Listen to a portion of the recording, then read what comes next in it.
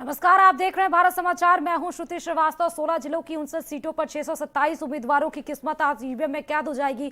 ये तीसरा चरण इसलिए भी अहम हो जाता है क्योंकि इसमें बिक्रू वाला है भी, उसके साथ ही आपको बता दें इत्र वाला कन्नौज भी है, साथ ही उसके बाद हाथरस की घटना भी है। लेकिन इन सब के मुद्दों के बारे में हम बात करेंगे, लेकिन सबसे पहले आपको उन्नाव लेकर चलते हैं जहां अखिलेश यादव जनसभा को संबोधित कर रहे हैं। जैसे जैसे चुनाव करीब आ रहा है, ये उत्साह बढ़ता चला जा रहा है और उन्नाव के लोग तो इस बार अपना पूरा जोश और उत्साह ईवीएम की मशीन पर साइकिल की बटन दबा करके ही अपना जोश और उत्साह कम करेंगे। आज मैं भी अपना वोट डाल के आया हूं। अखिलेश भैया जिंदाबाद। आज मैंने भी अपना वोट डाल दिया है और मैंने अपना वोट साइकिल के निशान पर और मशीन की बटन दबा करके दे करके आया हूं। बताओ, आप लोग साइकिल की बटन दबाओगे कि नहीं दबाओगे? और ये जो हमारे किसान, नौजवान, माताएं, बहनें आज महसूस कर रहे होंगे कि हवा बहुत तेज चल रही है। आज इतनी तेज कल हवा नहीं थी और आज इतनी हवा तेज थी कि आज हवा के सामने हेलीकॉप्टर भी धीमे चल रहा था। ये हवा इसलिए तेज चल रही है क्योंकि आज वोट पड़ रहा है, साइकिल की रफ्तार तेज है। बताओ, हमारे बाबा मुख्यमंत्री ने क्या क्या कर दिया। ये देखिए, टेट वाले, बीएड टेट वाले 2011 तख्ती लेकर के बैठे हैं। ये बाबा मुख्यमंत्री देखिए, पीड़ित अनुदेशक खड़े हैं, शिक्षा मित्र खड़े हैं, बीपीएड वाले। बताओ, कहां तक लड़ाई लड़नी पड़ी आपको? सुप्रीम कोर्ट तक आपको जाना पड़ा और इनके खिलाफ सरकार गई सुप्रीम कोर्ट में कि नौकरी न मिल जाए इनको।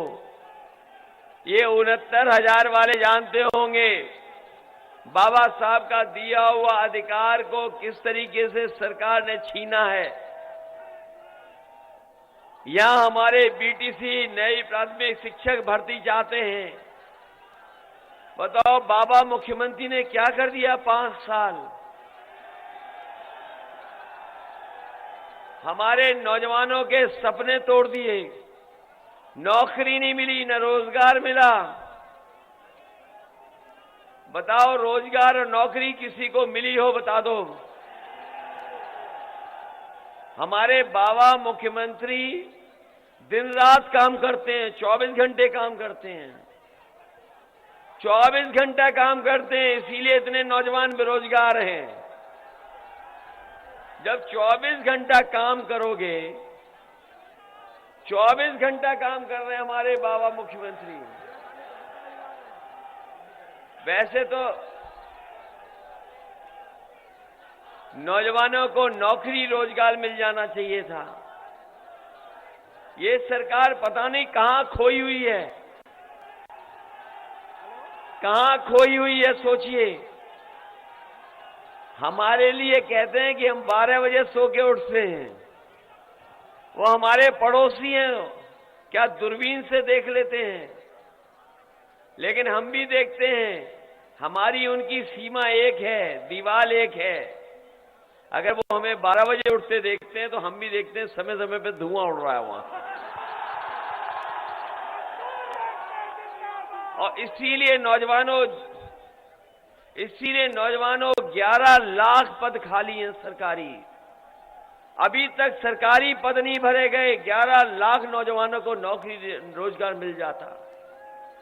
ये हमारे आए होंगे इस जिले में भी, न जाने क्या क्या कह के चले गए होंगे। लेकिन आप सोचो, उत्तर प्रदेश कहां जा रहा है। उत्तर प्रदेश को जहां खुशहाली और तरक्की के रास्ते पे जाना चाहिए था, वहीं भारतीय जनता पार्टी ने उत्तर प्रदेश का विकास रोका है। जितने वादे किए हमारे किसानों से, हर वादा भारतीय जनता पार्टी का जुमला निकला।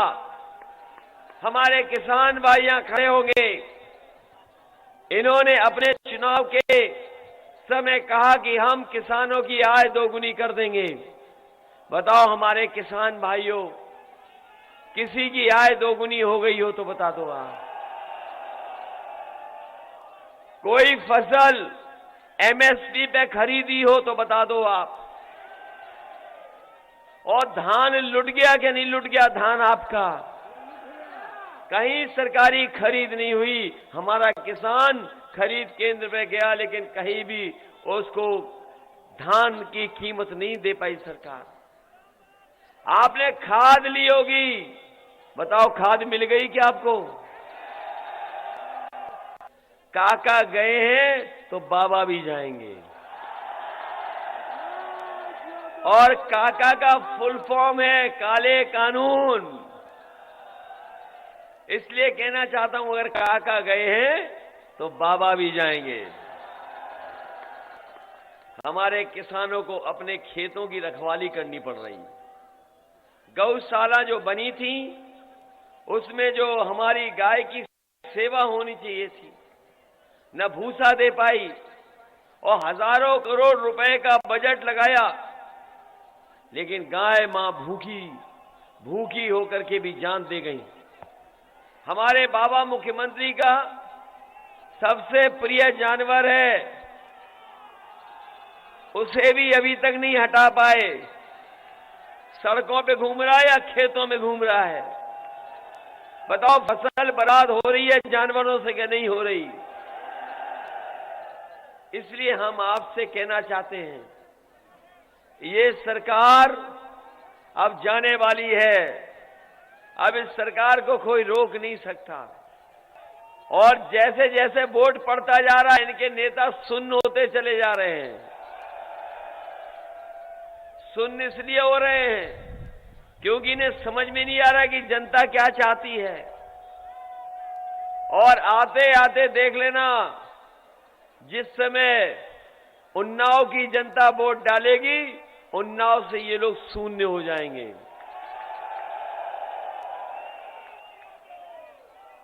और मैंने पिछली बार भी कहा, भी सभा में आया था मैं, जब ये चुनाव 7वें चरण में पहुंचेगा पूर्वांचल में, तो आप देख लेना भारतीय जनता पार्टी के बूथ पर भूत नाचते नजर आएंगे, कोई मिलने वाला नहीं है। और इसलिए क्योंकि इन्होंने जनता को धोखा दिया है। ये वही लोग हैं जिन्होंने कहा कि गरीब हमारा हवाई चप्पल में चलने वाला हवाई जहाज में बैठेगा, और सत्ता में आए इन्होंने हवाई जहाज बेच दिए। हवाई जहाज जहां खड़े होते थे वो हवाई अड्डे बेच दिए, पानी के जहाज बेच दिए, बंदरगाह बेच दिया, रेलवे की रेलगाड़ियां बेच दी। और आप पता कर लेना, रेलवे स्टेशन भी बिकने लगे हैं। ये सब चीजें बेच रहे हैं। और अगर सब चीजें बिक जाएंगी तो बताओ नौकरी और रोजगार कहां पर आएगा, कहां से मिलेगा? ये भी खिलाफ है भारतीय जनता पार्टी के, ये भी खिलाफ है। सोच लो आप, कोई नहीं बचा जो खिलाफ ना हो। आपने देखा हो सड़कों पर, मोहल्लों में, ये 100 नंबर थी तो पुलिस ठीक थी। जब से पुलिस को 112 कर दिया, पुलिस भी कबाड़ा हो गई। इसको जाने दो बीजेपी के, जाने दो बीजेपी, जाने दो भाई, रोको मत। हम लोगों ने बाहर का रास्ता दिखा दिया। बताओ बाहर का रास्ता दिखाओगे भाजपा को कि नहीं दिखाओगे? डीजल पेट्रोल महंगा हो गया कि नहीं महंगा हो गया? ये आ गए सरकार में तो 200 रुपए का बिकेगा पेट्रोल, 200 रुपए लीटर का। बताओ डीजल पेट्रोल महंगा। और ये अभी कुछ दिन पहले डोर टू डोर प्रचार कर रहे थे, घर घर जाके प्रचार कर रहे थे। और इनके बड़े नेता हैं, वो थूक लगा करके पर्चा बांट रहे थे। और जैसे ही इन्होंने जनता का आक्रोश देखा है, अब ये डोर टू डोर नहीं प्रचार कर पा रहे हैं, अब ये दूर दूर से प्रचार कर रहे हैं।